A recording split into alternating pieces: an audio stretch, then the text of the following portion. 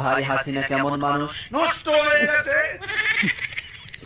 আওয়ামী লীগের এত দায়িত্ব নিয়েছেন কিসের জন্য? শেখ হাসিনাকে হত্যা করার জন্য।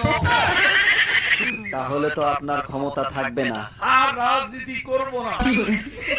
কাদের ভাই, জয় তো আওয়ামী লীগের নেতৃত্ব দিবেন, আপনার মতামত কি? তার নেতৃত্ব বাংলাদেশের জনগণ কোনদিনও পছন্দ করবে না।